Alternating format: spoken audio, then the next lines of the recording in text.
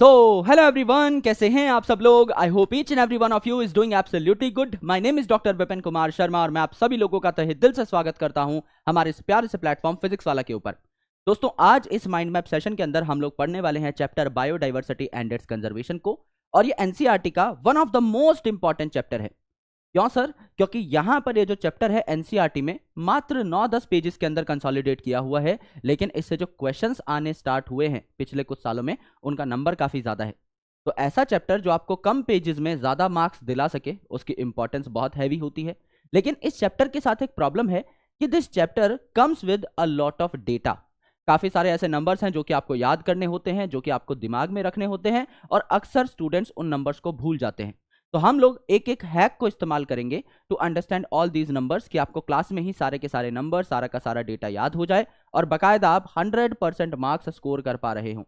और उससे भी बेहतरीन चीज ये है कि हमने हमारे हस्तलिखित नोट्स के फॉर्मेट में, यानी हैंड रिटन नोट्स के फॉर्मेट में, इस चैप्टर को सिर्फ 3 स्लाइड्स के अंदर रैप अप कर दिया है, सम अप कर दिया है। तो आपको बहुत ज्यादा मजा आएगा इस चैप्टर को पढ़ने में, और बाकायदा बहुत कम टाइम के अंदर आप एक एक चीज को समझ पा रहे होंगे, एक एक चीज को याद कर पा रहे होंगे।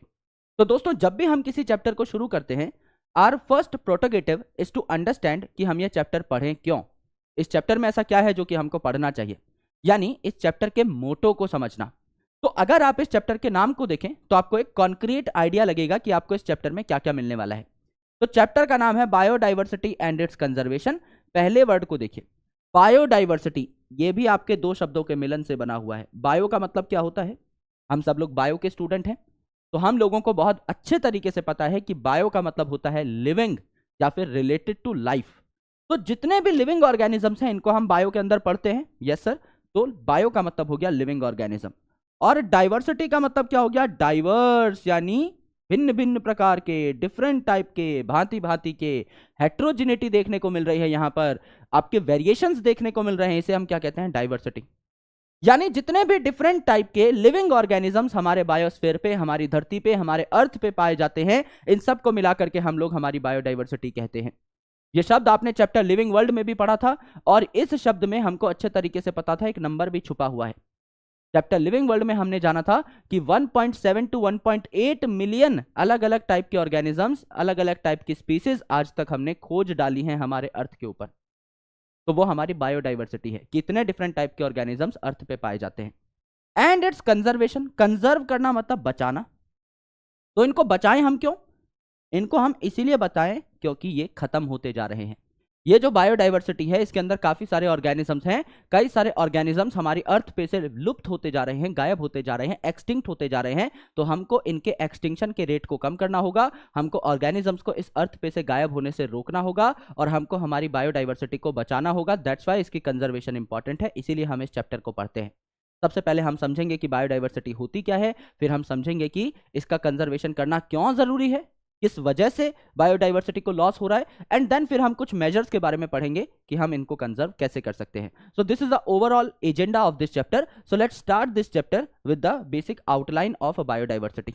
तो बायोडाइवर्सिटी का मतलब हमें पता है, बायो का मतलब होता है लिविंग ऑर्गेनिजम्स, और डाइवर्सिटी का मतलब होता है हेट्रोजिनिटी, यानी डिफरेंट टाइप के, यानी कि वैरायटी ऑफ ऑर्गेनिजम्स। तो दुनिया में जितने भी डिफरेंट टाइप के ऑर्गेनिजम्स प्रेजेंट हैं, इनको मिला करके हम क्या कहते हैं? हमारी बायोडाइवर्सिटी कहते हैं। और ये जो टर्म है ये दी थी रॉजन भैया ने, लेकिन इस टर्म को पॉपुलराइज किया था, घर घर तक पहुंचाया था, इस टर्म को बहुत कॉमन बनाया था एडवर्ड विल्सन साहब ने। तो क्वेश्चन आता है कि who popularised the term biodiversity? Edward Wilson. But कभी कोई क्वेश्चन आ जाए कि who gave the term biodiversity, तो रॉजन साहब ने ये जो टर्म थी ये हम सबको दी थी। और बायोडाइवर्सिटी बहुत है दुनिया में। अब अगर आप एंट के बारे में बात करेंगे, यानी चींटी के बारे में बात करेंगे, तो हमको कितनी अलग अलग चींटियों के बारे में पता है? सर, काली वाली चींटी, लाल वाली चींटी, छोटी वाली चींटी, बड़ा वाला चीटा, है ना, तेज भागने वाला फौजी चीटा, जिसको हम कॉमनली उस नाम से बुलाते हैं।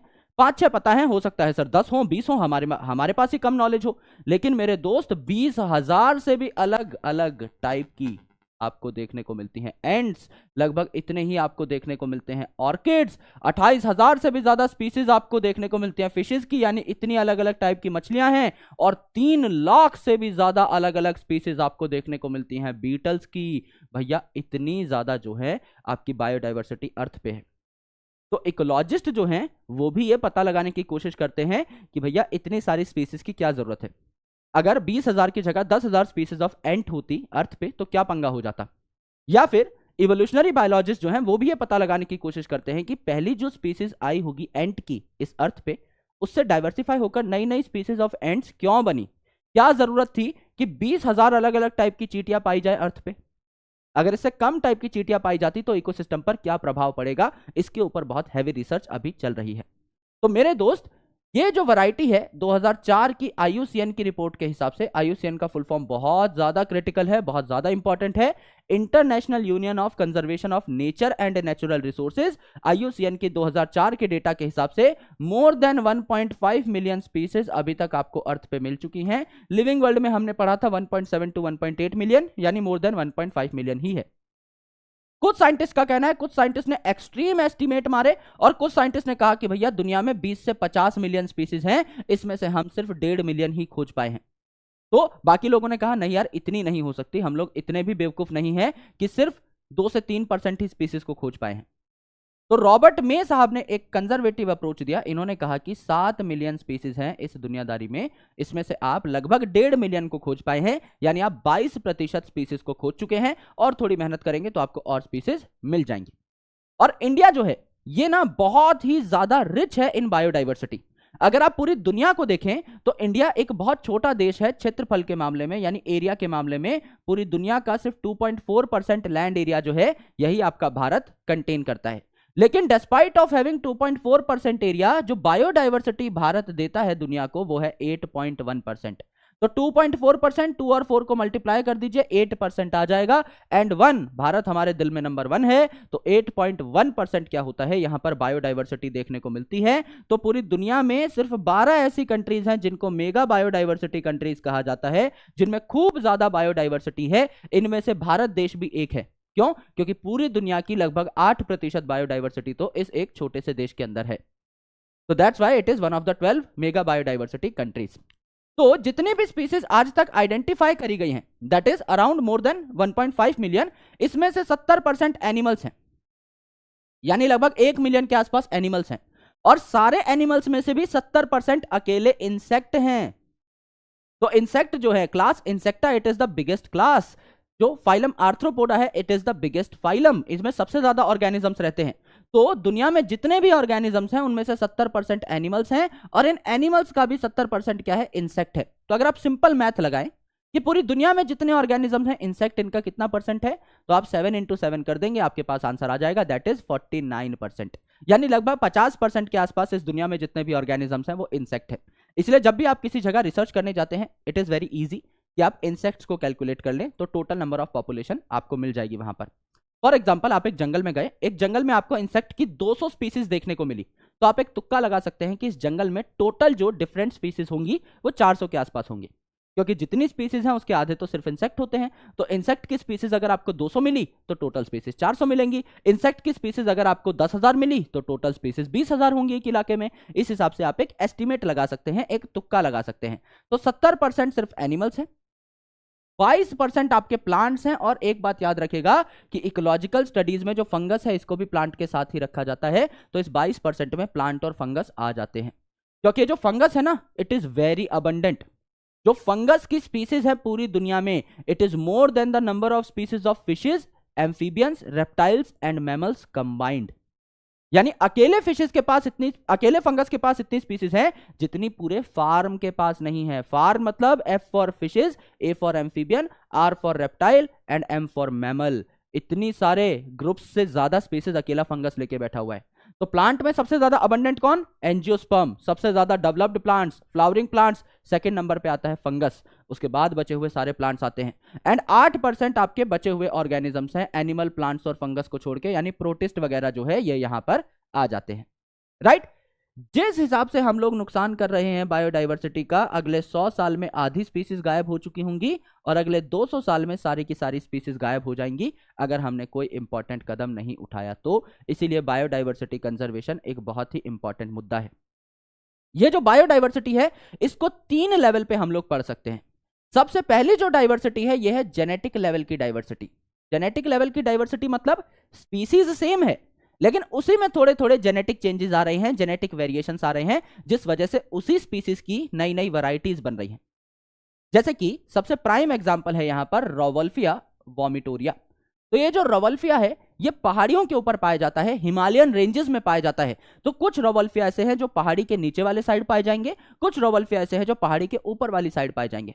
तो जैसे जैसे आप नीचे से ऊपर चढ़ते हैं पहाड़ी पर, तो आपको ऐसा रोवल्फिया मिलेगा जिसमें ज्यादा आपको एक केमिकल स्टोर होता हुआ दिखाई दे रहा है, जिसका नाम है रेजरपाइन, जो कि हाइपरटेंशन को क्योर करने में मदद करता है, बीपी को क्योर करने में मदद करता है, ब्लड प्रेशर को लोअर डाउन करता है। तो ये रेजरपाइन आपको ज्यादा गाढ़ा और ज्यादा मात्रा में उन जगहों पर मिलेगा जहां पर आप पहाड़ की चोटी की तरफ मूव कर रहे हैं। अगर आप पहाड़ के निचले भाग पे हैं तो वहां पर भी आपको रोवल्फिया मिलेगा, लेकिन वहां पर आपको रेजरपाइन की मात्रा उन रोवल्फिया प्लांट्स में काफी कम देखने को मिलेगी, उनका कंसंट्रेशन, उनकी पोटेंसी काफी कम देखने को मिलेगी। तो है तो रोवल्फिया ही, लेकिन पहाड़ी के अलग अलग लेवल्स पे इस रोवल्फिया के अंदर रेजरपाइन जो बन रहा है उसकी कंसंट्रेशन डिफरेंट है, due to difference in genetic material. थोड़ा बहुत जेनेटिक मटेरियल में डिफरेंस है, हैं सारे रोवल्फिया ही, लेकिन जेनेटिक मटेरियल में थोड़ा चेंज आ चुका है, जिस वजह से किसी में ज्यादा आपको रेजरपाइन देखने को मिल रहा है, किसी में कम रेजरपाइन देखने को मिल रहा है। इसी प्रकार से जो राइस है इसके अलग अलग स्ट्रेन्स हैं, 50,000 से भी ज्यादा स्ट्रेन्स आपके पाए जा सकते हैं।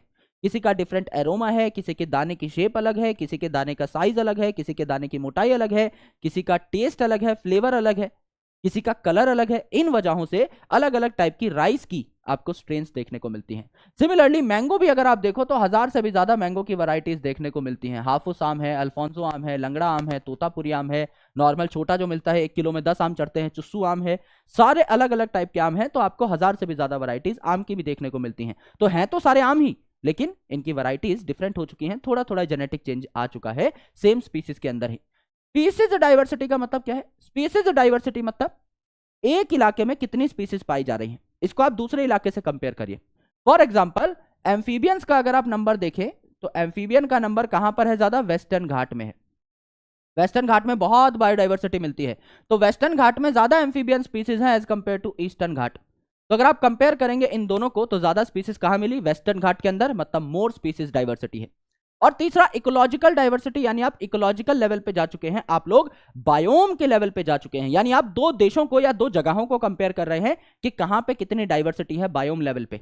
जैसे अगर आप भारत की बात करें तो भारत जो है यहां पर डेजर्ट भी है ना, राजस्थान में आप चले जाइए, यहां पर आपको रेन फॉरेस्ट भी देखने को मिलेगा, यहां पर आपको झीलें भी देखने को मिलेंगी, नदियां भी देखने को मिलेंगी, समुद्र भी देखने को मिलेंगे, यहां पे आपको सब कुछ देखने को मिल रहा है, स्नोफॉल भी देखने को मिलेगा, everything is present in India. तो बायोम लेवल पे वी आर वेरी रिच।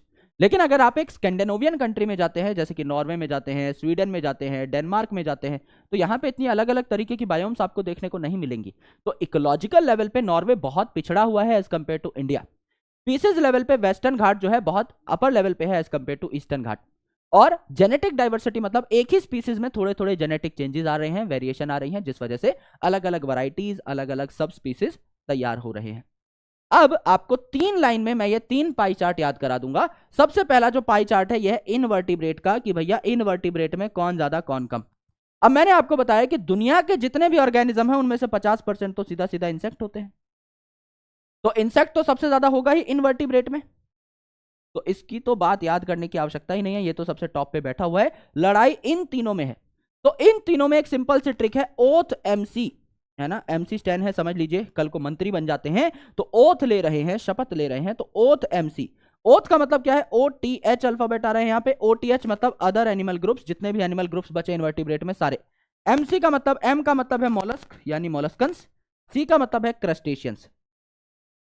तो 4 अगर आपके यहां पर अलग अलग ग्रुप्स हैं तो 4 ग्रुप्स में से सबसे पहले कौन आया? इंसेक्ट, क्योंकि सबसे ज्यादा इंसेक्ट ही होते हैं। फिर ओथ एमसी, ओथ का मतलब अदर एनिमल ग्रुप्स, एमसी का मतलब, एम का मतलब मोलस्क और सी का मतलब क्रस्टेशियन। सारे इनवर्टिब्रेट आपको याद हो गए। वर्टिब्रेट में अगर आप देखेंगे तो सिंपल से ट्रिक है, FB राम, समझ लीजिए राम नाम का एक लड़का है जो कि FB यानी फेसबुक चला रहा है, तो FB यानी सबसे ज्यादा फिशेज है ना, वर्टिब्रेट में 50% के आसपास आपकी फिशेज ही हैं। बी का मतलब बर्ड्स है ना, Ram that is reptiles, amphibians and mammals, FB Ram, बात खत्म। तीसरी इंपॉर्टेंट चीज प्लांट, तो प्लांट में मैंने आपको क्या बताया था? प्लांट में मैंने बताया था कि एंजियोस्पर्म सबसे ज्यादा अबंडेंट प्लांट है, फ्लावरिंग प्लांट, तो इसे तो नंबर 1 पे रखना ही पड़ेगा। फंगस मैंने आपको बताया था, फंगस अकेला पूरे के पूरे फार्म पे भारी है, यानी जितनी भी फिशेज हैं, जितने भी एम्फीबियन हैं, जितने भी रेप्टाइल हैं, जितने भी मैमल हैं, सारे फार्म जो है इन सबसे ज्यादा स्पीसीज तो अकेले फंगस की ही हैं। तो सबसे ज्यादा एंजियोस्पर्म, फिर फंगस, फिर 4 लोग आते हैं। इन 4 लोगों को याद करने की सिंपल ट्रिक है, अ मोस्ट फेमस लाइकन। ए का मतलब, अ का मतलब है एल्गी, ए का मतलब है एल्गी, तो सबसे ज्यादा एल्गी इन दोनों के बाद। मोस्ट, मोस्ट से वर्ड आता है मॉसेज यानी moss. Famous, F that is ferns, और उसके साथ ही इसे फर्न्स और अलीज कहा जाता है। और लाइकन का मतलब लाइकन इटसेल्फ। तो अ मोस्ट फेमस लाइकन यानी सबसे ज्यादा एंजियोस्पर्म, फिर फंगस, फिर अ मोस्ट फेमस लाइकन। ए का मतलब एल्गी, मॉस का मतलब मॉस इटसेल्फ, एफ का मतलब फर्न, और लाइकन का मतलब लाइकन इटसेल्फ। तो यहां पर है इंसेक्ट, उसके बाद ओथ एमसी, यहां पर एफ बी राम, और यहां पर एंजियोस्पर्म फंगस के बाद अ मोस्ट फेमस लाइकन यानी एल्गी, मॉसेस, फर्न्स और लाइकन इटसेल्फ। ये आपके तीनों के तीनों पाई चार्ट आपको याद हो जाते हैं, जिससे क्वेश्चन आने की प्रोबेबिलिटी बहुत अच्छी खासी है, बहुत ज्यादा है। अब देखिए दोस्तों, स्पीसीज डिस्ट्रीब्यूशन के बारे में चर्चा करते हैं। ये अगर आपका गोला है, ये अगर आपका अर्थ है, तो आपको पता है कि यहां पर नॉर्थ साइड में हम लोग बनाएंगे नॉर्थ पोल, साउथ साइड पे हम लोग बनाएंगे साउथ पोल, और इस अर्थ को बीचों बीच से काटने वाली एक इमेजिनरी लाइन है जिसको हम लोग प्यार से क्या कहते हैं, इक्वेटर। तो अगर सन है तो सन की लाइट जो है सबसे ज्यादा इस इक्वेटर पे पड़ेगी, यस। और पोल्स पे जाते जाते जो लाइट है बहुत ज्यादा डिफ्यूज्ड हो जाएगी, बहुत ज्यादा छिछली हो जाएगी, तो बहुत कम लाइट पड़ेगी। तो जो सोलर इनपुट है वो सबसे ज्यादा इस एरिया में रहता है, यानी ट्रॉपिकल एरिया में रहता है। और टेम्परेट एरिया, नाम सिर्फ टेम्परेट है तो हमको लगता है टेम्परेचर यहां ज्यादा होना चाहिए। टेम्परेट एरिया मतलब यहां पर टेम्परेचर कम है, तो ट्रॉपिकल एरिया में तापमान ज्यादा होता है, टेम्परेट एरिया में कम, पोलर एरिया में और कम। तो ट्रॉपिकल एरिया पे सबसे ज्यादा क्या है, आपका सोलर इनपुट है, तो यहां पे प्लांट ज्यादा फोटोसिंथेसिस करेंगे। प्लांट ज्यादा फोटोसिंथेसिस करेंगे तो उनको खाने के लिए हर्बीवोर आएंगे, हर्बीवोर ज्यादा आएंगे तो उनको खाने के लिए कार्निवोर आएंगे, और फिर हर्बीवोर, कार्निवोर या प्लांट की जब डेथ हो जाएगी तो उनको खाने के लिए डिकम्पोजर्स आएंगे। यानी यहां पर आपको खूब सारी बायोडाइवर्सिटी देखने को मिलेगी। जबकि अगर आप पोल्स पे जाएंगे तो बहुत कम लिविंग ऑर्गेनिजम्स हैं जो कि ऐसी एक्सट्रीम कंडीशन में रह सकते हैं, और वहां पर कंडीशन इतनी सुटेबल नहीं है कि आपका बहुत ज्यादा नई स्पीसीज भी बन पाए। तो यहां बहुत ज्यादा स्पीसीज नहीं बन रही होती। ये जो इलाका है यहाँ कंडीशंस बहुत अच्छी हैं, तो यहाँ स्पीसिएशन भी हो रही होती है, नई नई स्पीसीज बनती ही रहती है, निरंतर लगातार नई नई स्पीसीज बनती रहती है। तो एनसीईआरटी में एक डेटा दिया है कि ये जो इक्वेटर है इस पे एक देश है जिसका नाम है कोलंबिया, इसमें 1400 बर्ड स्पीसीज पाई जाती हैं। अब जरा सा इक्वेटर से हटते हैं तो इंडिया आता है। इंडिया के भी कई स्टेट इक्वेटर पे ही हैं, लेकिन कुछ स्टेट्स ऐसे हैं जो इक्वेटर पे नहीं भी हैं। तो इंडिया जो है नियर इक्वेटर, इसमें 1200 स्पीसीज ऑफ बर्ड है, तो 1400 से 1200 हो गई। थोड़ा आप इक्वेटर से दूर गए तो स्पीसीज कम हो गई। 41 डिग्री नॉर्थ में अगर आप जाएं तो न्यूयॉर्क है जिसमें 105 बर्ड की स्पीसीज है, और 71 डिग्री पे जाएं अगर आप तो ग्रीनलैंड आपको देखने को मिलेगा 56 स्पीसीज ऑफ बर्ड्स। यानी कि जैसे जैसे आप इक्वेटर से पोल की तरफ जा रहे हैं बायोडाइवर्सिटी कम हो रही है, कम हो रही है। पहले आपकी 1400 बर्ड स्पीसीज थी, फिर 1200, फिर उसके बाद 105, और उसके बाद सिर्फ 56 बर्ड स्पीसीज बची हैं जैसे जैसे आप इक्वेटर से पोल की तरफ जा रहे हैं। तो क्यों होता है ऐसा कि इक्वेटर से पोल की तरफ जाते हुए स्पीसीज घटती हैं? एक्चुअल में इसका मेन रीजन क्या है कि ट्रॉपिकल रीजन जो है they are less seasonal. Less seasonal मतलब यहां बहुत ज्यादा फ्लक्चुएशन नहीं होती। अब हमको पता है कि सर्दियां स्टार्ट होने वाली हैं, फिर गर्मियां स्टार्ट होने वाली हैं, स्प्रिंग आने वाली है। यू एग्जैक्टली नो कि किस टाइम पर किस महीने में कौन सा सीजन चलता है। लेस सीजनल का मतलब यह है कोई बहुत बड़ी वेरिएशन नहीं आती। पोलर इलाके जो है यहां पर कहीं भी ग्लेशियर पिघल जाता है, कभी भी बर्फ जमा हो जाती है, कभी भी दिन आ जाता है, तो there are a lot of variations. तो हमारा जो इलाका है इट इज लेस सीजनल, यानी यहां पे कोई बहुत भारी चेंज नहीं होता। यानी यहां पर गर्मी पड़ रही है तो आप ये मान सकते हो कि 1-2-3 डिग्री का फ्लक्चुएशन आएगा। हमारी सोच से 2-3 डिग्री ज्यादा गर्मी पड़ सकती है, हमारी सोच से 2-3 डिग्री कम ठंड पड़ सकती है, लेकिन एक रेंज में ही हम रहेंगे। बहुत ज्यादा यहां पर उलट पुलट उथल पुथल नहीं होगी। तो we are less seasonal. Having more solar input, यानी यहां पे लाइट अच्छी खासी आ रही है तो प्लांट खूब ज्यादा प्रोडक्टिविटी दिखाएंगे। एंड आर रिलेटिवली अनडिस्टर्ब्ड, ये जो अनडिस्टर्ब्ड कंडीशन है ये चाहिए स्पीशिएशन के लिए, तभी हमारे यहाँ पे स्पीशिएशन ज्यादा होती है, नई नई स्पीसीज बन रही होती हैं। क्यों? क्योंकि वी आर अनडिस्टर्ब्ड। ऐसा नहीं है अचानक से ग्लेशियर पिघल गया, ऐसा नहीं है कि गर्मी बढ़ी तो 70 डिग्री सेल्सियस हो गई गर्मी, ऐसा नहीं है ठंड हुई तो -50 डिग्री सेल्सियस हो गई ठंड, ऐसा नहीं है। हम लोगों के पास एक रेंज है कि हाँ गर्मी पड़ती है, इस साल 50 डिग्री सेल्सियस तक पड़ी है, अगली बार हो सकता है 51-52 हो जाए, बहुत ज्यादा वेरिएशन नहीं आएगी। लेकिन जो पोलर रीजन्स हैं या टेम्परेट रीजन है, यहां पर कुछ भी हो सकता है। तो यहां पर एक आइडल टाइम जो स्पीसीज को चाहिए जनरेट होने के लिए, उसको जो थोड़ा सा रेस्ट का टाइम चाहिए वो उसको मिलता ही नहीं है। स्पीसीज तैयार होने के लिए हजारों साल लगती हैं, यहां पर अनडिस्टर्ब्ड हजारों साल दी ही नहीं जा सकती, एंड दैट्स व्हाई यहां पे बहुत कम स्पीसीज हैं जो बन सकती हैं। So this is species distribution. अब एक बहुत इंपॉर्टेंट टॉपिक है कि अमेज़न रेन फॉरेस्ट, जिसको आप क्या कहते हैं, lungs of the planet earth कहते हैं, क्योंकि जितनी भी ऑक्सीजन अर्थ पे बन रही है, मान के चलिए लगभग उसका 20% अकेला अमेज़न रेन फॉरेस्ट ही बना रहा होता है, इतना बड़ा ये जंगल है। तो ये जो आपका अमेज़न रेन फॉरेस्ट है, इसमें क्या क्या पाया जाता है और कितना कितना पाया जाता है। अब देखिए, इनवर्टिब्रेट है, ये तो सबसे ज्यादा पाए जाएंगे, क्योंकि इनवर्टिब्रेट में सबसे ज्यादा पलड़ा भारी किसका है, इंसेक्ट का। तो सबसे ज्यादा इनवर्टिब्रेट पाए जाएंगे 1.25 लाख के आसपास। फिर मैंने आपको बताया था प्लांट आर ऑल्सो अबंडेंट, है ना, वर्टिब्रेट से ज्यादा अबंडेंट तो प्लांट ही है। यहां पर देखिए भाई, जितना ये फार्म है, फिश है, एम्फीबियन है, रेप्टाइल है और मैमल है, जितना ये फार्म है यानी इतना, इससे ज्यादा स्पीसीज तो अकेले फंगस के पास है। तो वर्टिब्रेट से ज्यादा तो अकेला फंगस और एंजियोस्पर्म ही है मेरे दोस्त। तो प्लांट ज्यादा हुए ना, इन सारी चीजों से तो प्लांट ज्यादा हुए। तो सबसे ज्यादा इनवर्टिब्रेट्स, फिर आपके प्लांट्स, फिर ये बचे हुए वर्टिब्रेट एनिमल्स आते हैं। इनका नंबर कंपैरेटिवली काफी कम होता है।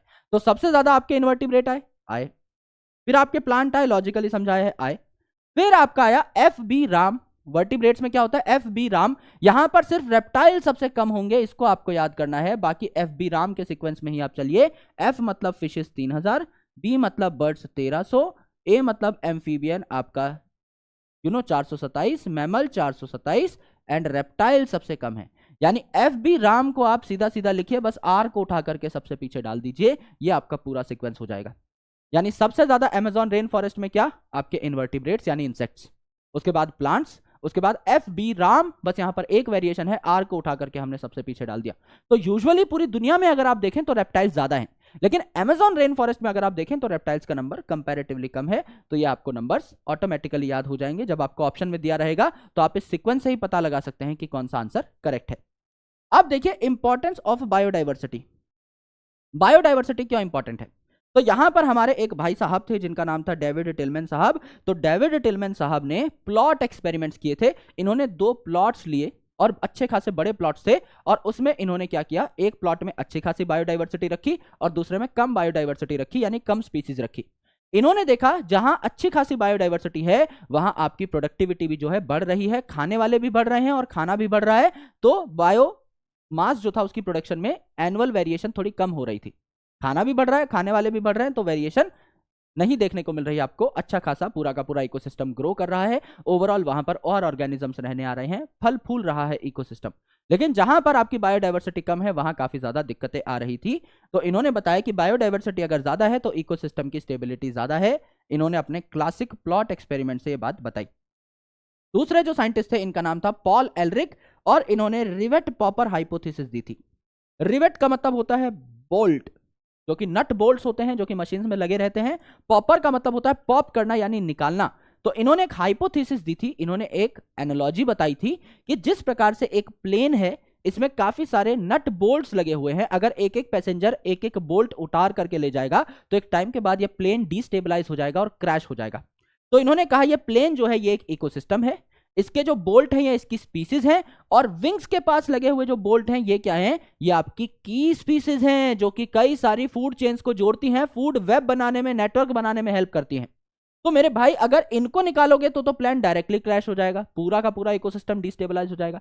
और इन स्पीसीज को भी निकालोगे तो धीरे धीरे आपका डिस्टेबलाइज होता रहेगा इकोसिस्टम, एक टाइम के बाद इकोसिस्टम खत्म हो जाएगा। तो किसी भी स्पीसीज का नुकसान एक नुकसान माना जा सकता है ना। ऐसा नहीं कि आपने एक चींटी को अगर दुनिया से एक्सटिंक्ट कर दिया तो इकोसिस्टम को कोई नुकसान नहीं होगा, बिल्कुल होगा, हो सकता है थोड़ा कम नुकसान हो। और अगर कोई की स्पीसीज गायब हो जाती है तो बहुत ज्यादा दिक्कत हो जाएगी, पूरा इकोसिस्टम डिस्टेबलाइज हो सकता है। ये एनालॉजी हमारे पॉल एलरिक साहब ने दी, इसे रिवेट पॉपर हाइपोथेसिस कहा गया। अब अगर आप देखें तो सबसे इंपॉर्टेंट टॉपिक जो है इस चैप्टर का वो है species area relationship. Species area relationship मतलब यहां पर एक रिलेशन दिया गया किसके बीच में, जैसा कि टॉपिक का नाम ही बता रहा है, स्पीसीज और एरिया के बीच में। यहां पर साइंटिस्ट ने यह कहा कि जो स्पीसीज हैं इनका नंबर बढ़ता है अगर आप एरिया को बढ़ा रहे हो तो, लेकिन एक टाइम के बाद ये जो स्पीसीज है इनका नंबर बढ़ना कम हो जाता है। फॉर एग्जांपल समझ लीजिए मैं अपने गांव में रिसर्च कर रहा हूं, तो मेरे गांव में मैंने एक लिस्ट बनाई कि कौन कौन सी स्पीसीज है। मैंने बोला नीम का पेड़ है, पीपल का पेड़ है, बरगद का पेड़ है ना, गेहूं है, सरसों है, मक्का है, शुगर केन है, कई सारे प्लांट्स का मैंने बताया, तुलसी है, सब लिख लिया कॉमनली जो प्रेजेंट है।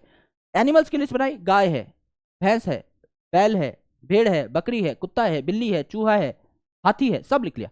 ठीक है, अब मैं अगले गांव में गया, तो अगले गांव में भी तो कुत्ता, बिल्ली, भैंस, भेड़, बकरी, बैल सब कुछ मिलेगा ना। तो अगले गांव में मुझे नई स्पीसीज बहुत कम मिलेंगी, एग्जिस्टिंग जो मेरी लिस्ट में है वही अधिकतर मिलेंगी।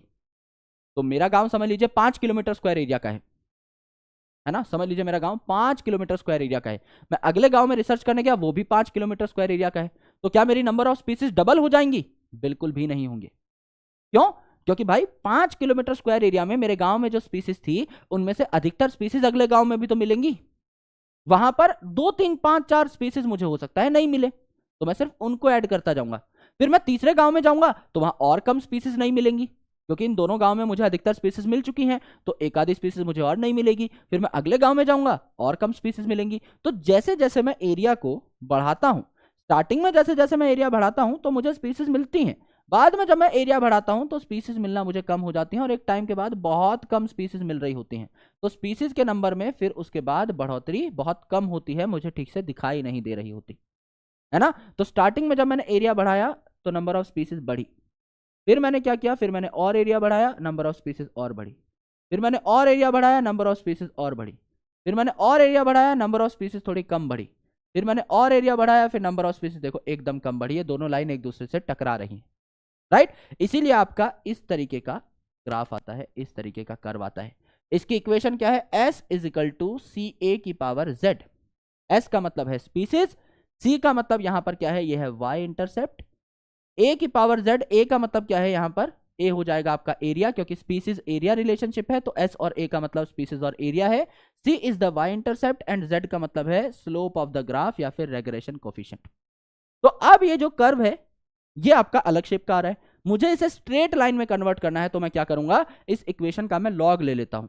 S इज इक्वल टू सी ए की पावर Z, अगर मैं इसका लॉग लूं तो क्या आएगा भाई, S है इस साइड, इसका लॉग लिया तो क्या आ गया, लॉग S, C है इस साइड तो लॉग C, A की पावर Z इसके मल्टीप्लीकेशन में है, मल्टीप्लीकेशन यानी प्लस का साइन आ जाएगा, A की पावर Z तो Z बाहर आ गया, और A है तो इसका लॉग A हो गया। क्या ये एक स्ट्रेट लाइन की इक्वेशन है?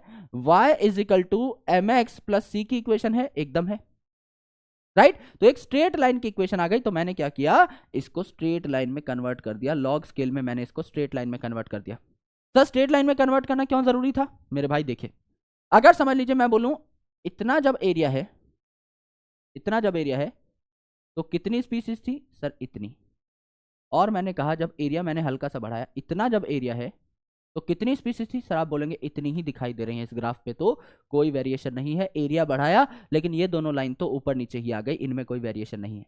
लेकिन जब मैं स्ट्रेट लाइन में कन्वर्ट करता हूं इस ग्राफ को, मैंने कहा एरिया इतना है तो स्पीसीज कितनी सर, इतनी, फिर मैंने कहा कि भाई एरिया अगर मैं थोड़ा सा बढ़ा दूं तो स्पीसीज कितनी, आप कहेंगे सर इतनी, यानी स्ट्रेट लाइन है। अब यहां पे तो सैचुरेशन आ रही है ऊपर जाकर के, लेकिन जब स्ट्रेट लाइन है तो आप जरा सा डिफरेंस भी क्या कर पाएंगे, नोट कर पाएंगे, और ये लॉग का डिफरेंस है, इसका आप एंटी लॉग निकालेंगे, चाहे एक भी स्पीसीज बढ़ रही हो वो आप ट्रैक कर पाएंगे। यहां इतनी सारी स्पीसीज हैं, मिलियंस में स्पीसीज हैं, अगर एक आधी स्पीसीज बढ़ रही है तो उसको आप ट्रैक नहीं कर सकते। स्ट्रेट लाइन पे ये जो स्पीसीज है इनका नंबर ट्रैक करना कंपैरेटिवली ज्यादा आसान है, तो इसको आप आसानी से समझ पाएंगे, आसानी से ट्रैक कर पाएंगे, इसीलिए स्ट्रेट लाइन आपने ऑप्ट करी और लॉग लॉग स्केल आपने यहां पर बनाया। तो S इज इक्वल टू सी ए की पावर Z को आपने लॉग स्केल में कन्वर्ट किया। तो जब आप एक छोटे एरिया में रिसर्च कर रहे होते हैं तो ये जो वैल्यू है Z की, रेग्रेशन कोफिशिएंट की, ये 0.1 to 0.2 रहती है, यानी ठीक ठाक स्पीसीज बढ़ती हैं, क्योंकि अभी आपकी लिस्ट बहुत लंबी नहीं हुई है, तो नई स्पीसीज आपको मिलेंगी। एक गांव में आपको 50 स्पीसीज मिली, अगले गांव में आप गए आपको 20 स्पीसीज और मिल गई, तो टोटल आपकी 70 हो गई लिस्ट में। अगले गांव में जाओगे आपको 10 ही स्पीसीज मिलेंगी, अगले गांव में जाओगे 5 ही स्पीसीज मिलेंगी। जैसे जैसे लिस्ट बढ़ती जाएगी, रिपीटेटिव ऑर्गेनिजम्स भी तो बढ़ते जाएंगे, हर गांव में कुत्ता, बिल्ली, भैंस, बकरी सब कुछ तो मिलेगा ही, नई स्पीसीज मिलना कम होती चली जाएंगी। तो जब आप छोटे इलाके में काम करते हो तो आपको अच्छी खासी स्पीसीज मिलती हैं, लेकिन जब आप बड़े लार्ज एरिया में रिसर्च करते हो, जैसे किसी कॉन्टिनेंट में रिसर्च करते हो, तो अब रिग्रेशन कोफिशिएंट बढ़ जाता है। रेग्रेशन बढ़ रहा है यानी आप किसी को पीछे खींच रहे हो, रेग्रेस कर रहे हो। रेग्रेशन कोफिशिएंट यानी रेजिस्टेंट बढ़ रहा है, रेजिस्टेंस बढ़ रही है तो नंबर कम बढ़ेगा। भाई अगर समझ लीजिए मुझे रोकने वाला एक आदमी है तो मैं बढ़ता चला जाऊंगा, मुझे कोई नहीं रोक पाएगा, एक आदमी को मैं निपटा दूंगा भाई किसी भी दिन, है ना। लेकिन जब मुझे 6 आदमी रोकने वाले हैं तो मैं रुक जाऊंगा, कौन पिटे भाई, सर्दी में चोट भी बहुत लगती है। जो 6 गुना हो गया रेग्रेशन कोफिशिएंट तो मुझे रोक ही लेंगे ना। तो रेग्रेशन कोफिशिएंट क्या है, रेजिस्टेंस फैक्टर है। तो मुझे रोकने वाले अगर 1 से 2 आदमी हैं तो मैं सोचूंगा कि हाँ यार हल्का फुल्का बढ़ा जाए, जैसे मैं कबड्डी खेल रहा हूं, 1-2 लोगों ने मुझे पकड़ लिया तो भी मैं जान लगा के थोड़ा सा आगे बढ़ने की कोशिश कर रहा हूं। लेकिन मुझे रोकने वाले 6 से 12 आदमी हैं, अब ये रेजिस्टेंस फैक्टर जो है 6 गुना हो गया, अब थोड़ी उतना बढ़ पाऊंगा, अब थोड़ा कम बढ़ूंगा, मर मर के, हो सकता है ना भी बढ़ूं। तो एक टाइम के बाद जब एरिया बहुत ज्यादा बड़ा हो जाता है, लेट्स से कॉन्टिनेंट की आप बात कर रहे हैं, पूरे के पूरे साउथ अफ्रीका की आप बात कर रहे हैं, तो अधिकतर इलाके जब आप छान चुके होंगे तो बहुत सारी स्पीसीज आपको मिल चुकी होंगी लिस्ट में। अब आप कहीं और जाएंगे तो आपको ज्यादा नई स्पीसीज नहीं मिलेंगी, रेग्रेशन कोफिशिएंट बढ़ चुका होगा। This is the most important thing. तो दोस्तों लॉस ऑफ बायोडाइवर्सिटी के बारे में चर्चा करते हैं कि अभी तक हमने क्या क्या खोया है। तो अभी तक दुनियादारी में ह्यूमंस के दुनिया में आने से पहले ही 5 एपिसोड ऑफ मास एक्सटिंक्शन हो चुके हैं। मास एक्सटिंक्शन मतलब एकदम भीड़ में कई स्पीसीज को दुनिया ने गायब कर दिया, जो कि यहां पर नेचुरली अडेप्ट नहीं हो पाई। नेचुरल सिलेक्शन के प्रिंसिपल के हिसाब से जो जो स्पीसीज इस धरती पर रहने लायक नहीं है, धरती ने स्वयं उस स्पीसीज को धक्के मार के इस अर्थ से बाहर भगा दिया, एक्सटिंक्ट करवा दिया। तो 5 एपिसोड जो हुए हैं पिछले करोड़ों सालों में वो स्लो स्टेप्स है, लेकिन 6th एपिसोड जो चल रहा है वो ह्यूमंस की वजह से, ह्यूमन एक्टिविटी की वजह से, हम जो पॉल्यूशन कर रहे हैं, प्लास्टिक यूज कर रहे हैं, है ना, बहुत ज्यादा फ्यूल का इस्तेमाल कर रहे हैं, तो 100 से 1000 गुना जो है बढ़ चुकी है स्पीड 6th मास एक्सटिंक्शन की। आने वाले 200 सालों में, 100-200 सालों में आपको ये एक्सटिंक्शन होती हुई दिखाई दे रही होगी। तो अकॉर्डिंग टू IUCN यानी international union of conservation of nature and natural resources, ये रेड लिस्ट बनाते हैं। रेड लिस्ट मतलब रेड कलर जो है ना, ये खतरे का प्रतीक है। तो रेड लिस्ट मतलब ये एक अलर्ट लिस्ट है कि कौन कौन से ऑर्गेनिजम्स को खतरा है, कौन कौन से ऑर्गेनिजम्स को हमको बचाना है, कौन से एंडेंजर्ड है, कौन से एक्सटिंक्ट हो चुके हैं, इन सारी चीजों को एक लिस्ट में लिखा जाता है। तो IUCN की जो रेड लिस्ट थी 2004 की, इसमें बताया गया कि पिछले 500 सालों में लगभग 784 स्पीसीज जो है गायब हो चुकी हैं इस दुनिया से, पिछले 500 सालों में। और 784 वो है जो हमको पता है, और भी हुई होंगी लेकिन हमको 784 के बारे में पता है। इनमें से 359 इन्वर्टिब्रेट्स थे। भाई इन्वर्टिब्रेट ज्यादा पाए जाते हैं तो ज्यादा एक्सटिंक्ट भी होंगे, और 338 आपके क्या थे, वर्टिब्रेट थे, तो वर्टिब्रेट कम होते हैं। और 784 में से भैया 2 जो स्टार्टिंग के नंबर है इनको उल्टा पुल्टा कर दो, 7-8 को, तो 8-7 जो स्पीसीज हैं ये आपकी प्लांट्स की हैं जो कि गायब हुई है। तो इन्वर्टिब्रेट ज्यादा तो ज्यादा गायब हुए, वर्टिब्रेट उनसे कम तो कम गायब हुए।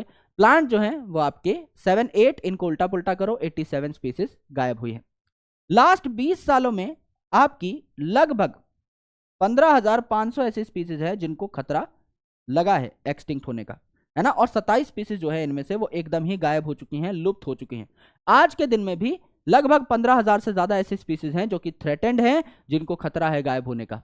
इनमें से 12% बर्ड हैं, लगभग 23% मैमल्स हैं, 32% एम्फीबियंस हैं और 31% जिम्नोस्पर्म्स हैं। तो कोई पूछ ले सबसे ज्यादा गायब होने का खतरा किसको है, एम्फीबियंस को है। तो बर्ड, बी फॉर बर्ड आप सबसे पहले लिखेंगे, तो इसका 12% आपने लिखा। फिर मैमल, मैमल आप इसमें 1 जोड़ दो, दैट इज 2 में भी 1 जोड़ दो, दैट इज 3, है ना। फिर क्या करो, एम्फीबियन इसका उल्टा कर दो, 32% सबसे ज्यादा इसको गायब होने का खतरा है। और प्लांट जो है एनिमल से 1 कम है किंगडम में, है ना। एनिमल किंगडम एडवांस है, प्लांट किंगडम उससे कम है, तो 1 कम है, तो 32 - 1 31 हो जाएगा आपका gymnosperm, that is a member of plant kingdom जिसका एनसीईआरटी में जिक्र है। तो bird 12, B for bird, B for 12। उसके बाद मैमल 23, देन 23 को उल्टा पुल्टा करो, 32 maximum number for amphibian, and -1 कर दो, आपका प्लांट का नंबर निकल करके आ जाएगा। तो कई सारे ऐसे ऑर्गेनिज्म हैं जो अभी रिसेंटली गायब हुए हैं, जैसे डोडो एक बर्ड थी मॉरिशस की, क्वागा में ए का साउंड आ रहा है तो ये आपको अफ्रीका से गायब होती दिखाई दी। थाइलासिन में AT का साउंड आ रहा है तो ये आपको ऑस्ट्रेलिया से गायब होती दिखाई दी। टेलर सी काउ में SS का साउंड आ रहा है तो ये रशिया से गायब होती दिखाई दी। बाली जवान और कैस्पियन आपके टाइगर की 3 सब स्पीसीज हैं जो भारत से भी गायब हुई। 3 सब स्पीसीज हैं, स्पीसीज नहीं है, तो इस शब्द को याद रखना है। बाली जवान एंड कैस्पियन टाइगर की 3 अलग अलग सब स्पीसीज है। अब अगर आप बात करें कि बायोडायवर्सिटी क्यों लॉस होती है, तो इसके पीछे रीजन है 4, जिनको मिलाकर कहा जाता है चांडाल चौकड़ी। एविल यानी चांडाल, दुष्ट, बुरे, क्वार्टेट 4। तो चांडाल चौकड़ी यानी 4 ऐसे रीजन हैं जो कि चांडाल हैं, जो कि बुरे हैं, जिनसे बायोडायवर्सिटी का लॉस होता है। सबसे पहली चीज, सबसे इंपॉर्टेंट जो रीजन है, यह है हैबिटेट लॉस एंड फ्रेगमेंटेशन। नाम क्या है? हैबिटेट लॉस, यानी एक हैबिटेट थी जिसमें ऑर्गेनिज्म रहते थे, उसी को आपने लॉस कर दिया। जैसे आज के दिन में रेन फॉरेस्ट जो है, ये पहले अर्थ का 14% लैंड एरिया कवर करते थे, आज के दिन में सिर्फ 6% लैंड एरिया कवर करते हैं। आधे से ज्यादा रेन फॉरेस्ट हम लोग ऑलरेडी काट चुके हैं, तो हैबिटेट का लॉस हुआ। प्लस एक बड़ी हैबिटेट है, एक जंगल है, उसमें क्या की, बीच में सड़क बना दी, इंडस्ट्रीज बना दी, ये बना दिया, वो बना दिया, डेवलपमेंट के नाम पे, तो उस जंगल के टुकड़े कर दिए। तो ऐसे बर्ड्स, ऐसे मैमल जो घुमक्कर थे, जो पूरे जंगल में घूम घूम के रहते थे, वो अब घुट गए एक छोटे से इलाके में, तो उनकी भी जान चली जाती है। तो हैबिटेट लॉस, पूरा का पूरा जंगल ही काट दिया, वहां पे सोयाबीन उगाई जिससे कि सोयाबीन को बेचकर पैसा कमाया जा सके, ग्रासलैंड बनाए जिससे कि वहां पर गाय भैंसों को चराया जा सके और उनका बीफ जो है वो बेचा जा सके, यानी बीफ कैटल को रेज करने के लिए ग्रासलैंड्स तैयार किए। तो इस वजह से जंगल कटते चले गए और उनके छोटे छोटे टुकड़े हमने कर दिए, फ्रेगमेंट कर दिए, जिससे जानवर गायब होने लगे, पक्षी गायब होने लगे। ओवर एक्सप्लॉयटेशन, किसी चीज को हद से ज्यादा इस्तेमाल करना। जैसे कई मछुआरे हैं, वो मछलियों को ब्रीड नहीं करने दे रहे, उनको बच्चे पैदा नहीं करने दे रहे, सारी मछलियों को एक दिन जाकर के अगर बेचाए, तो कई मछलियां ऐसी थी जो एक्सटिंक्ट हो गई और उनको ब्रीड भी नहीं करने दिया, तो वो आगे अपनी लाइफ को कंटिन्यू भी नहीं कर पाई।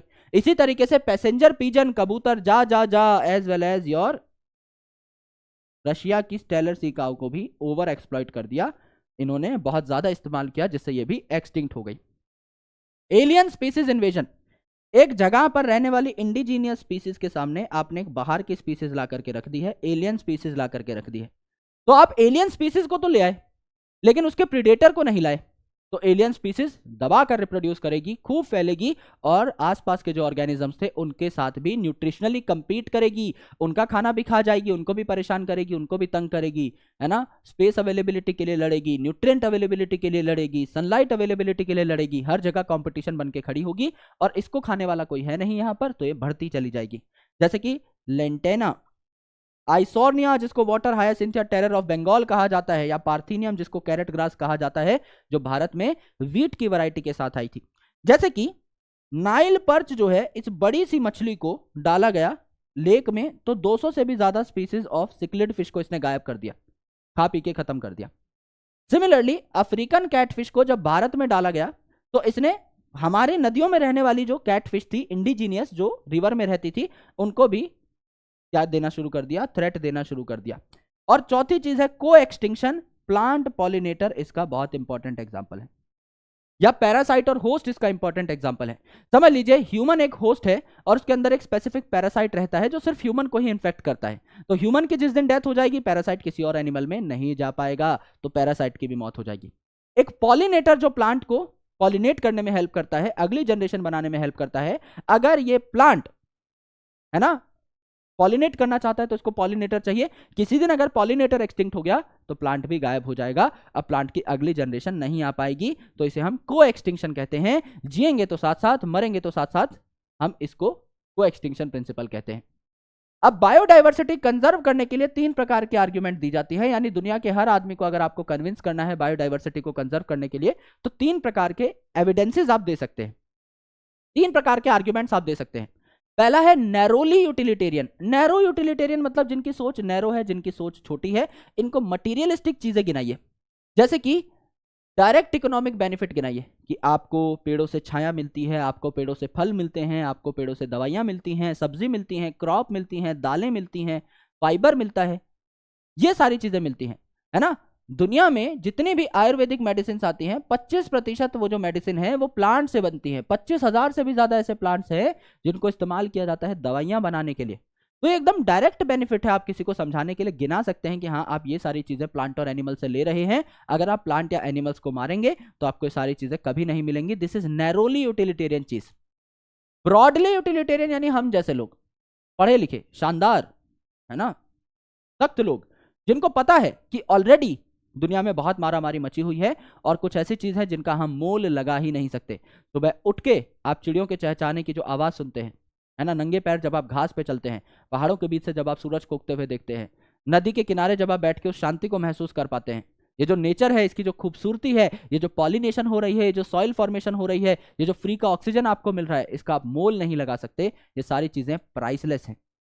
तो ब्रॉडली यूटिलिटेरियन लोगों को पता है कि कुछ ऐसी चीज है जिनका आप प्राइस टैग मोल नहीं लगा सकते, तो आपको बायोडाइवर्सिटी कंजर्व करनी चाहिए। तीसरा है मां कसम चढ़ा दो भाई, एथिकल आर्ग्यूमेंट, यानी ये हमारी मॉरल ड्यूटी है, ये हमारी रिस्पॉन्सिबिलिटी है कि हम हर ऑर्गेनिज्म का ख्याल रखें, क्योंकि ये पृथ्वी जो है, ये जो अर्थ है, ये जो हमारा बायोस्फीयर है, ये एक परिवार की तरह है। और सारी की सारी 1.7 to 1.8 मिलियन स्पीसीज जो अभी तक इस धरती पर रहती हैं, उन सबको हमको बराबर नजर से देखना चाहिए। तो ये एथिकल आर्ग्यूमेंट है। अब हमें कंजर्व क्यों करना चाहिए ये हमें बता दिया, लेकिन कंजर्व करें कैसे ये देखिए। तो दो तरीके की कंजर्वेशन अप्रोच है। पहला है इन सीटू। इन सीटू मतलब ऑन साइट कंजर्वेशन। एक जगह है, एक जंगल है लेट से, उस जंगल में कई जानवरों को प्रॉब्लम हो रही है ना, तो वो जो जंगल है हम उसको ही प्रोटेक्ट कर दे तो जानवर ऑटोमेटिकली प्रोटेक्ट हो जाएंगे। यानी जानवर जो है उनको थ्रेट है कि हम कहीं गायब ना हो जाएं, लेकिन उन्हें जंगल से प्रॉब्लम नहीं है, आसपास के इलाके से उनको कोई प्रॉब्लम नहीं है, वो रहना वही चाहते हैं। तो हम क्या करेंगे, जंगल को ही प्रोटेक्ट कर देंगे, जंगल को ही कंजर्व करेंगे, जिससे उस जंगल में रहने वाले सारे ऑर्गेनिजम्स बाय डिफॉल्ट कंजर्व हो जाए। दूसरा ex situ conservation. Ex situ मतलब अब अपनी साइड से निकल करके बाहर आ चुके हैं, ऑफ साइट कंजर्वेशन इसे कहा जाता है। जैसे एक शेर है, उसको स्पेसिफिकली अपने इलाके में ही थ्रेट है, यार यहां पे लोग मुझे जीने नहीं दे रहे, यहां पे मैं अकेला बचा हूं, अगर मुझे कोई मेट नहीं मिला या फिर अगर मेरा ख्याल नहीं रखा गया तो मैं यहीं पे तड़प तड़प के मर जाऊंगा। तो एक शेर को उठा करके अलग से एक चिड़ियाघर में रखा जाता है, जहां उसकी प्रॉपर केयर की जाती है। सिमिलरली कोई पेड़ है जो कि बहुत एक्सटिंक्ट होने वाला है, जो कि बहुत रेयर पेड़ है, तो उसको उखाड़ करके जड़ समेत ही एक बोटेनिकल गार्डन में रखा जाता है, जिससे उसकी देखरेख करी जा सके। तो अलग अलग टाइप के कंजर्वेशन है। जैसे इन सीटू अप्रोच जो है, यहां पर आपका आपके पास इतनी बड़ी वर्कफोर्स तो है नहीं, इतनी बड़ी मैन फोर्स तो है नहीं कि आप सारे के सारे इलाकों में घुस करके कंजर्वेशन कर पाए। तो इट इज वेरी इंपॉर्टेंट कि आप उन इलाकों में जाएं जहां पर कंजर्वेशन करना आसान है, जहां पर आप कम एफर्ट लगा करके ज्यादा रिजल्ट निकाल पाए। तो हम बायोडाइवर्सिटी हॉटस्पॉट्स को क्या करते हैं, कंजर्व करते हैं। ये ऐसे इलाके हैं हॉटस्पॉट्स, ऐसे स्पॉट्स जो कि बहुत हॉट हैं, किस मामले में, नंबर ऑफ स्पीसीज के मामले में। यहां पर खूब सारी स्पीसीज पाई जाती हैं, और यहां पर कुछ स्पेशल स्पीसीज एंडेमिज्म भी पाया जाता है, यानी कुछ ऐसी स्पीसीज है पूरी दुनिया में जो कुछ स्पेसिफिक जगहों पे ही पाई जाती हैं, बहुत रेयर स्पीसीज है, तो उनको बचाना हमारे लिए ज्यादा जरूरी है। अब समझ लीजिए हमारे पास इतनी वर्कफोर्स है कि हम 2% इलाका इस अर्थ का कवर कर सकते हैं। तो या तो आप रैंडमली 2% किसी भी इलाके में चले जाओ, या आप उस 2% इलाके में जाओ जहां पर सबसे ज्यादा स्पीसीज हैं। तो ऐसी जगहों पर हम जाना प्रेफर करेंगे, इनको हॉटस्पॉट कहा जाता है। तो पहले पूरी दुनिया में 25 बायोडाइवर्सिटी हॉटस्पॉट थे, अभी 9 और ऐड कर दिए गए हैं, तो टोटल 34 हॉटस्पॉट हो गए हैं। और इन 34 में से 3 हॉटस्पॉट तो भारत में ही हैं, जैसे कि वेस्टर्न घाट और श्रीलंका, इसके अलावा इंडो बर्मा रीजन जो कि ईस्टर्न नॉर्थ ईस्टर्न पार्ट है, और हिमालयन रीजन, है ना। ये जो है सारे के सारे हॉटस्पॉट मिला करके 34 के 34 दुनिया के जो हॉटस्पॉट है मिला करके सिर्फ 2% एरिया कवर करते हैं पूरे के पूरे लैंड का, लेकिन 30% से भी ज्यादा दुनिया की स्पीसीज यहां पर पाई जाती हैं। तो इस 2% एरिया को आप कवर करो ना, रैंडमली कहीं भी मत भागो, राइट। तो हमारे पास बहुत लिमिटेड वर्कफोर्स है, तो हम लोग भी चाहेंगे कि हम लोग इस 2% इलाके को ही अच्छे तरीके से कवर करें और बढ़िया तरीके से यहां पर चीजों को कंजर्व करें। तो 3 प्रकार के यहां पर मेन आपके कंजर्वेशन मेथड है, 4 मान लीजिए आप। पहला है बायोस्फीयर रिजर्व। तो बायोस्फीयर रिजर्व 14 ही है पूरे के पूरे भारत में, क्योंकि बायोस्फीयर रिजर्व एक बहुत बड़ा इलाका है। बायोस्फीयर बोला हुआ है इसमें, स्फीयर का मतलब गोला। तो यहां पर 3 गोले बनते हैं। पहला गोला है कोर जोन, ऐसा जोन जहां पे सिर्फ एनिमल्स रहेंगे, आपकी कोई भी एक्टिविटी यहां पर अलाउड नहीं है, तो सिर्फ कोर जोन जहां पर सिर्फ एनिमल्स रहेंगे। फिर है आपका बफर जोन। बफर जोन मतलब वहां पे आपकी कुछ एक्टिविटीज अलाउड है, जैसे कि कुछ लोग आकर के कुछ फल लकड़ी वगैरह ला सकते हैं, दैट इज बफर जोन। और सबसे बाहर होता है ट्रांजिशन जोन, जहां पर आप खाने पीने की दुकानें भी लगा सकते हैं, आप थोड़ा बहुत वहां पे बिजनेस एक्टिविटी भी कर सकते हैं। तो बायोस्फीयर का मतलब है गोला, दिमाग में इमेजिन करो कि 3 गोले हैं, एक आपका कोर जोन, एक आपका बफर जोन, एक आपका ट्रांजिशन जोन। तो बायोस्फीयर गोले गोले बने हैं। नेशनल पार्क, नेशनल पार्क, अब पार्क है तो आप अपने आसपास पार्क में जाते हैं घूमने के लिए, तो वहां जानवर भी दिखाई देते हैं ना, कुत्ता बिल्ली भी घूम रहे होते हैं, आप भी घूम रहे होते हो, और पेड़ पौधे भी दिखाई देते हैं। तो नेशनल पार्क में दोनों चीजें रखते हैं हम लोग। 90 है नंबर में, लगभग 90 के आसपास, है ना। तो आपका अभी ये नंबर बढ़ चुका है, पर एनसीईआरटी में जो है उसी को हम कंसिडर करेंगे। तो इतने नेशनल पार्क हैं जहां प्लांट और एनिमल दोनों देखने को मिलेंगे। वाइल्ड लाइफ सेंचुरीज, है ना, वाइल्ड लाइफ नाम से ही पता लग रहा है वाइल्ड लाइफ, यानी यहाँ का मेन मोटो है एनिमल्स को प्रोटेक्ट करना एक इलाके के। प्लांट ऑटोमेटिकली प्रोटेक्ट हो जाते हैं उसके साथ साथ, लेकिन मेन मोटो जो है वो हमारा एनिमल्स को प्रोटेक्ट करना है। ये लगभग 450 के आसपास है, 448 के आसपास। सेक्रेड ग्रूव्स, सेक्रेड ग्रूव्स मतलब सेक्रेड, आपकी आस्था, आपकी भावना किसी इलाके से जुड़ी हुई है। जैसे कबीले वाले जो लोग होते हैं वो अपने आसपास के सारे प्लांट्स और एनिमल्स को कंजर्व करते हैं, they treat them like a family. तो जो आदिवासी कम्युनिटीज हैं उनका जो लगाव है, जो जुड़ाव है नेचर के साथ, वो बहुत ज्यादा प्योर है। तो वो किसी भी एनिमल को, किसी भी प्लांट को हर्ट होने नहीं देते। तो by default they are also conservation method. अगर आप अपने आसपास रहने वाले जीव जंतुओं की रक्षा कर रहे हो तो आप खुद में ही एक कंजर्वेशन मेथड हो। तो सेक्रेड ग्रूव्स जो हैं ये भी ऐसे इलाके हैं जहां पर लोग खुद ही खुद इन इलाकों में जानवरों की देखरेख करते हैं। जैसे कि खासी और जैंतिया मेघालय के अंदर है। तो मेघा जैन नाम की लड़की है, उसको खांसी हो रही है, ऐसे याद कर सकते हो, मेघा जैन मतलब जैंतिया, खांसी डायरेक्टली नाम आ जाएगा। तो जैंतिया एंड खासी हिमालय, ये जो हिल्स है सॉरी, ये मेघालय में है। अरावली हिल्स राजस्थान में है। सरगुज चंदा बस्तर आपके कहां पर है, एमपी में, मध्य प्रदेश में। और वेस्टर्न घाट जो है यहां पर भी काफी सारे ऐसे स्टेट्स हैं जिनमें वेस्टर्न घाट जो है ये फैला हुआ है, जैसे महाराष्ट्र है एंड मैनी मोर। तो उनमें भी आपको क्या देखने को मिलती है, ऐसी सेक्रेड ग्रोव्स देखने को मिलती है। अगर आप किसी जानवर को, किसी प्लांट को उसके इलाके से बाहर ले जाकर के कंजर्व कर रहे हैं, दैट इज एक्स-सिटू कंजर्वेशन। जैसे कि जूलॉजिकल पार्क, नाम है जूलॉजिकल पार्क, तो यहां एनिमल्स को आप बाहर निकाल करके जू में रखते हैं और उनको प्रोटेक्ट कर सकते हैं। बोटेनिकल गार्डन, नाम ही है बोटेनिकल गार्डन, बोटेनी मतलब प्लांट्स, तो प्लांट्स को उखाड़ करके आप एक स्पेसिफिक जगह पर रखते हैं, गार्डन बनाते हैं, वहां पर उन प्लांट्स की इंफॉर्मेशन भी लोगों को दी जाती है एजुकेशनल पर्पसेस के लिए, और उन प्लांट्स को कंजर्व भी किया जाता है। वाइल्ड लाइफ सफारी पार्क, तो वाइल्ड लाइफ सेंचुरी जो था ये था in situ. Wildlife safari park, safari गाड़ी में बैठ करके निकल सकते हो घूमी घूमी पे। तो वाइल्ड लाइफ सफारी पार्क आपने देखा होगा कि कई लोग जीप में बैठ करके टोपी चश्मा लगा करके जाते हैं और जानवरों को देख रहे होते हैं, दे आर सफारी पार्क्स। तो उनमें आपको गाड़ी भी दी जाती है, जीप भी दी जाती है, जिसमें आप सेंटर पे एनिमल्स हैं उनको घूम घूम कर देख सकते हो। तो सफारी पार्क इज एक्स-सिटू, यहां पर अलग अलग एनिमल्स को पकड़ करके लाया गया है।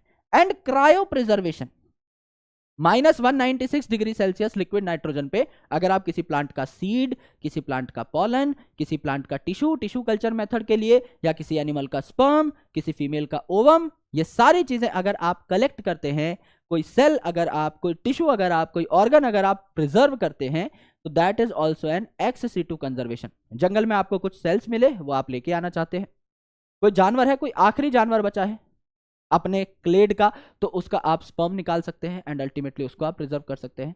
तो ये सारी चीजें भी एक्स-सिटू कंजर्वेशन में आती हैं। ये आपके सारे के सारे महत्वपूर्ण पॉइंट्स थे, इंपॉर्टेंट पॉइंट्स थे। ऑलमोस्ट सारे पॉइंट ही कवर हो चुके हैं इस चैप्टर के। अगर आप एनसीईआरटी से गो थ्रू होंगे तो आपको आइडिया लगेगा we have covered literally everything. तो ये सारी चीजें आपकी हो चुकी हैं बायोडाइवर्सिटी एंड इट्स कंजर्वेशन में within 3 slides which are going to be the most critical slides for all of you guys. सारा डेटा इसके अंदर है, इसको मल्टीपल टाइम्स देखिए पेपर से पहले। जस्ट अगर आपको चीज़ों को रिवाइज करना हो और मैक्सिमम आउटपुट अगर लाना हो तो these videos are for that prospect. सामने अगर आप मेडिजी खोल के रखेंगे, सामने अगर आप एनसीईआरटी खोल के रखेंगे तो they will give you more output. तो कोशिश करिए कि आप किसी किताब के साथ क्लब करके इन सारे के सारे लेक्चर्स को देखें, जिससे आपको ज़्यादा बेनिफिट मिले। Alright, thank you so much, bye bye, take care, lots of love, Jai Hind. मैं मिलता हूं आपसे अगले सेशन में, तब तक के लिए अपना ख्याल रखिए और पढ़ाई करते रहिए। Thank you.